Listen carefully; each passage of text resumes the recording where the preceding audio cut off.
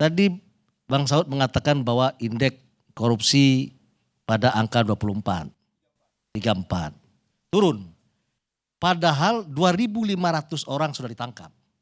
Kok gak turun malah tambah naik? Berarti cara penanganannya salah. Harusnya makin banyak ditangkap turun dong. Kalau makin banyak ditangkap tambah naik, oh cara penanganannya salah. Kan gitu nih.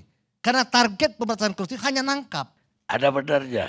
Karena tujuan hukum pidana itu Ya, untuk membuat orang yang lain ya, jadi takut melakukan hal yang sama.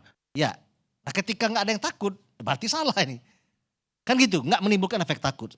Betul tadi ada sistem yang mungkin salah. Sama saja analoginya begini. Kalau kita mau mengurai kemacetan, nggak mesti kita nangkap semua pengguna lalu lintas yang salah karena kemacetan. Yang dibikinlah sistem supaya tidak macet. Itu yang benar. Bikin traffic light-nya diatur, genap ganjil lah, atau apapun namanya sehingga tidak macet. Sistem yang penting itu yang membuat orang jadi patuh terhadap aturan itu. Nah kita kan enggak nih. Sekarang soal peraturan Mahkamah Agung, peraturan KPU yang dibatalkan oleh Mahkamah Agung. Saya setuju. Sebagai mantan napi setuju. Jeda 5 tahun merujuk kepada keputusan MK yang merupakan negatif legislator. Enggak ada masalah.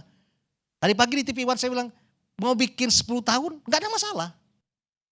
Karena misalnya saya ikut, ya karena saya sudah 5 tahun. Tapi kan masih dibully nih.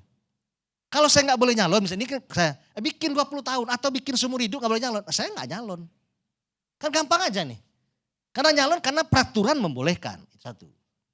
Kedua, soal hukum di negeri ini, saya nggak yakin hukum di negeri ini tegak setegak-tegaknya. Nah ini dulu saya ngomong.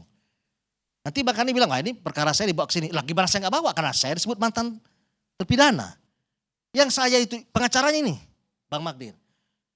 Kalau di Sukamiskin tuh Bang Kani ada 2 klaster, 1 klaster penerima, 2 klaster pemberi. Masuk di Sukamiskin sama-sama.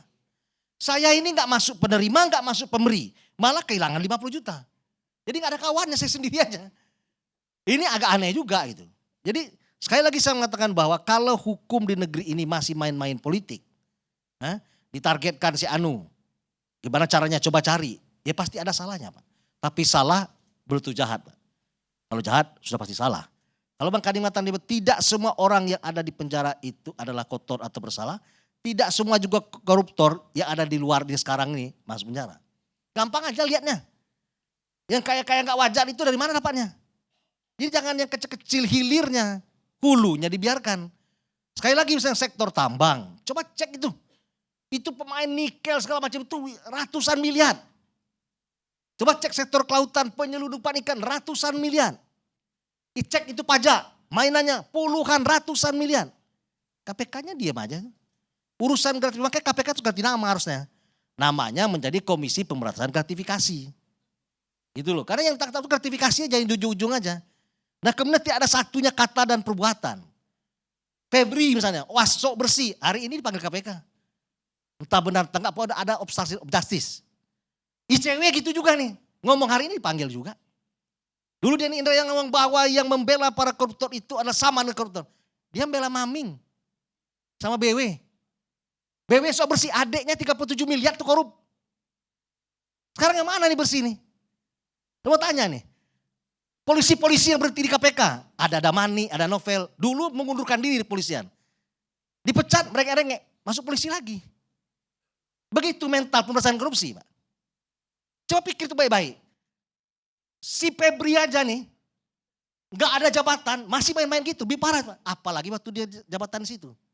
Jadi sudahlah itu. Kalau saya memang saya terima, 2 jam itu saya mundur. Saya gak makan uangnya, saya berkali-kali.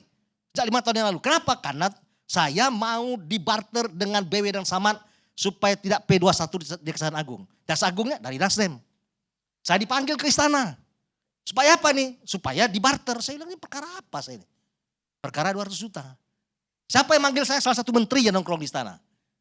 Titipan Ruki. Ini mau dibarter. Saya bilang perkara apa? Perkara 200 juta. Saya jelasin loh apa perkaranya. Bayangkan itu. Cara memberantas korupsi begini ya gak akan beres-beres, naik terus tuh indeks korupsi di Indonesia ini. Oleh karena itu memang harus dibikin sistem yang benar. Supaya orang tidak terjebak atau dituduh untuk melakukan tindak pidana korupsi. Lah saya mens rea aja nggak ada, mens rea itu niat, nggak ada niat apa-apa segala macam. Tapi saya terima, saya bilang Bang Magdir, adalah Bang. Karena pasal 11 itu bunyinya adalah yang menurut pikiran si pemberi ada kaitannya. Nah, ini pikiran pemberi. Jadi kalau orang namu kita tanya dulu. Kau pikirannya apa ya? Ya jangan kau mikir ini nih. Kan gak mungkin kita tanya setiap orang, Pak. Oleh karena itu menurut saya sepanjang seperti begini, ini akan terjadi terus. Satu. Yang kedua, soal putusan Mahkamah Agung. Ini kan yang diprotes. Saya pikir udah benar itu putusan Mahkamah Agung membatalkan PKPU itu karena bertentangan dengan soal MK. Tapi sekali lagi, orang udah dianggap salah. Sudah dihukum. Ya kan? Kemudian dihukum lagi di luar pengadilan. Asumsi. Jadi diadili karena asumsi orang. Nanti kalau dia pernah di kotor pasti korupsi lagi. Dihukum, dibikin 5 tahun. Itu pun masih ada ragu-ragu, apa enggak 10-15 sekalian. Kalau enggak menurut saya matiin aja sekalian. Enggak boleh ikut, mati perdata dia. Padahal yang ikut-ikut ini Pak, yang nyalek-nyalek ini koruptornya banyak. Hah? Ini korup semua ini. Tapi enggak ditangkap, gitu aja nih. Jangan dibuka semua nanti Ya, indeksnya jadi 84. Maksud saya, jadi janganlah sudah orang sudah KO, udah kalah, udah dihukum, di smackdown lagi Pak. Seperti nggak ada benarnya kita ini. Loh, jangan kemudian orang itu dicurigai, diasumsikan bahwa dia akan berbuat. Yang berbahaya itu orang yang mengeluarkan uang banyak, yang hari ini masih nongkrong-nongkrong, yang kita tahu kekayaannya luar biasa, yang itu harus diincar Pak. Jangan model saya nih, nggak mungkin. Sekarang saya kalau misalnya saya jadi nih, nggak mau saya menerima tamu nggak benar itu. Atau nolong orang yang nggak jelas. Itu pelajaran bagi saya Pak. Jadi janganlah kita diadili karena asumsi. Menurut saya itu tidak adil. Bukan berarti saya tetap saya udah lewat 5 tahun. Tapi perilaku seperti ini itu tidak menurut saya tidak mencontohkan bagaimana penegakan hukum yang benar. Anwar Ibrahim 7 tahun kena perkara korupsi. Keluar kena sodomi Pak 2 tahun. Dia keluar dia bikin partai dari dalam penjara. Tapi kan rakyat mempercayai ini akhir ini jadi Perdana Menteri. Ada soal-soal yang orang percaya bahwa ini adalah karena perkara pertentangan kekuasaan. Nah jadi menurut saya setajam-tajamnya pedang keadilan itu tidak akan memancung orang yang tidak bersalah. Harapan kita itu. Tapi di negeri ini setajam-tajamnya pedang keadilan ketika dipegang secara ugal-ugalan yang gak salah pun bisa dipancung. Jadi menurut saya kita harus fair juga. Jangan kemudian kita menghukum karena asumsi orang. Jangan kemudian sepanjang zaman ya karena kesalahan mungkin bukan jahat itu ditempel di keningnya itu terus. Mantan napi gak boleh ngapa-ngapain lagi. Padahal yang di luar yang pintar-pintar ini yang hari ini bekerja terus melakukan korup di mana-mana.